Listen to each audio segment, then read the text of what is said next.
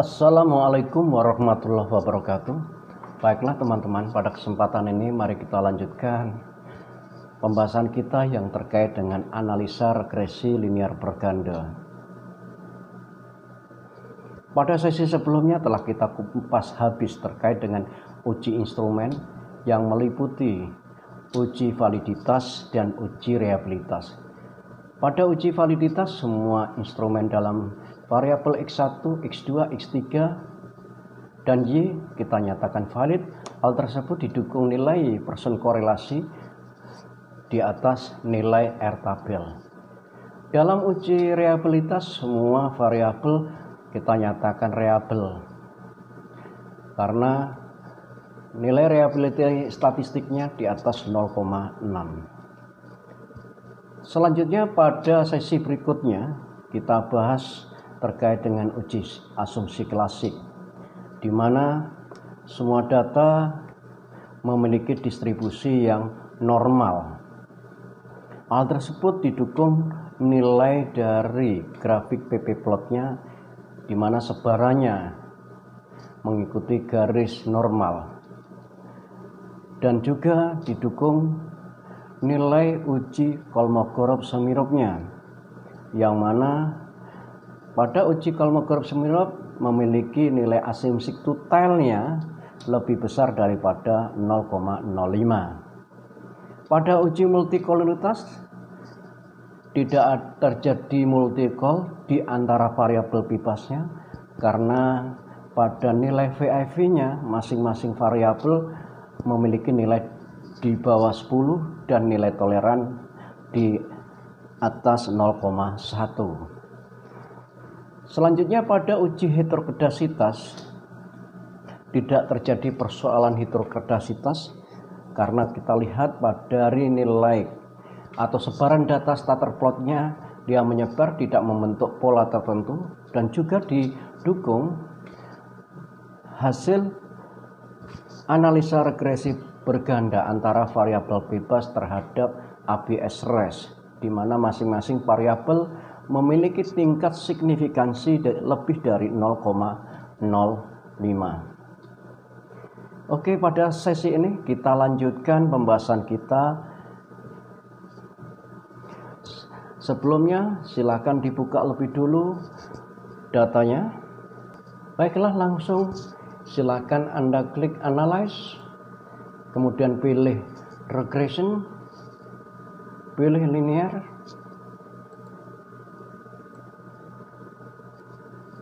masukkan variabel Y ke dalam kotak dependent dan variabel X1 dan X2 ke dalam kotak independent. Cukup, langsung kita klik OK. Langsung aja kita bahas hasil analisisnya. Yang pertama adalah model summary. Pada model summary kita temukan nilai R square atau yang biasa kita notasikan dengan R kuadrat, di mana nilai R square diperoleh nilai 0,352 atau kalau kita jadikan persentase 35,2%. Nilai R square menunjukkan variasi perubahan variabel bebas terhadap variabel terikat, sehingga kita bisa menyimpulkan bahwa perubahan Y dipengaruhi oleh X1 dan X2 besarnya 35,2%. Selanjutnya pada tabel ANOVA. Pada tabel ANOVA kita temukan nilai FUG atau yang biasa kita sebut dengan uji simultan. Nilai FUG-nya sebesar 37,709 dengan tingkat sig 0,00. Pengambilan keputusan apakah X1, X2 secara simultan berpengaruh terhadap Y, kita bisa menggunakan dua cara. Cara yang pertama yaitu kita bandingkan tingkat signya dengan nilai alfa di mana alfa yang kita gunakan adalah 0,05 atau 5%. Bila mana koefisien alfa lebih besar dibandingkan nilai sig, maka kita bisa menyimpulkan X1, X2 secara simultan berpengaruh terhadap Y. Begitu juga sebaliknya. Cara yang kedua yaitu dengan membandingkan nilai F uji ini dengan nilai F tabel. Silakan dibuka tabelnya, atau jika Anda tidak memiliki, Anda bisa menghitung nilai F tabel dengan menggunakan program Microsoft Excel. F tabel kurung buka alfa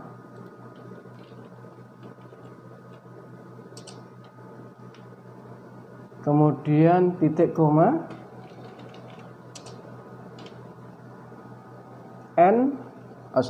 K titik koma N min K. Langsung kita masukkan rumusnya, sama dengan fin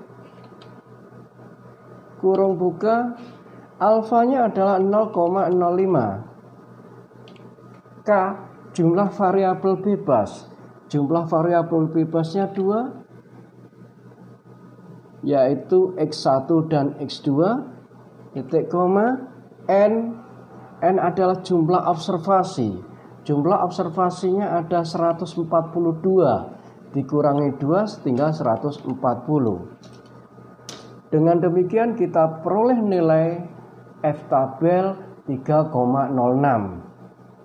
Kita bisa membandingkan nilai F tabel 3,06 dengan output F uji di dalam SPSS. F uji, di mana F ujinya adalah 37,709. Sehingga kita simpulkan F uji lebih besar daripada F tabel. Dengan demikian, kesimpulan akhirnya adalah secara simultan variabel X1 dan X2 berpengaruh terhadap Y.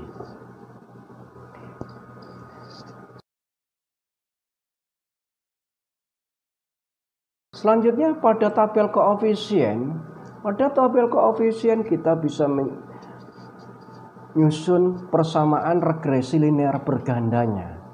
Di mana persamaannya bunyinya Y sama dengan 1 plus 2,84 plus 0,498 X1 plus 0,424 X2 plus error. Itu adalah bunyi persamaan regresi linear bergandanya.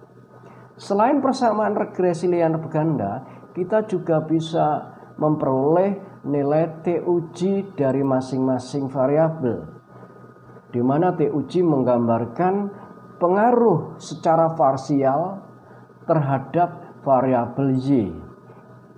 T uji untuk X1 6,00 dengan sig 0. T uji untuk X2 adalah nilainya 5,063, signya 0. Sehingga untuk pengambilan keputusannya kita juga bisa menggunakan dua cara sebagaimana uji F tadi.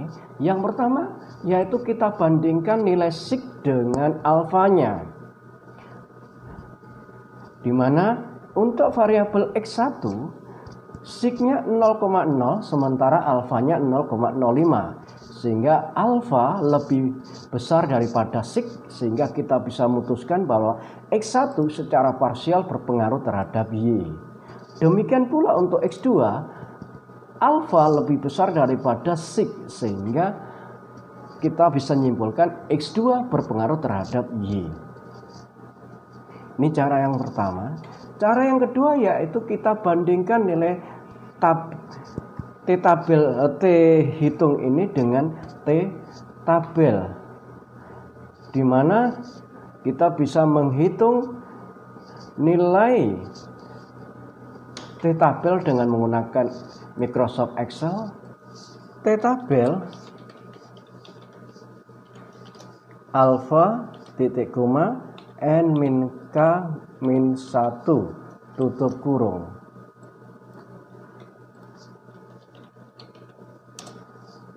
Oke, kita masukkan rumusnya sama dengan din.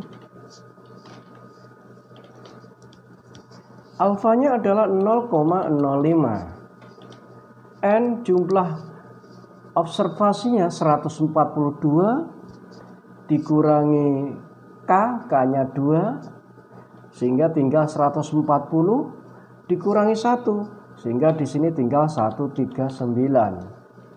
Dengan demikian diperoleh T tabel sebesar 1,98. Kita bisa membandingkan T tabel 1,98 dengan T uji yang dihasilkan oleh SPSS.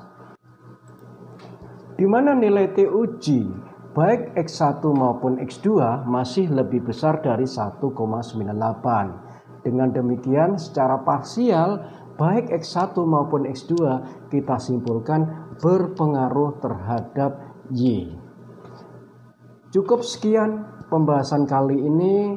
Bila mana ada kurang jelas silakan tulis di kotak komentar di bawah. Jangan lupa like and subscribe. Saya Christian. Wabillahi taufiq wal hidayah. Wassalamualaikum warahmatullahi wabarakatuh.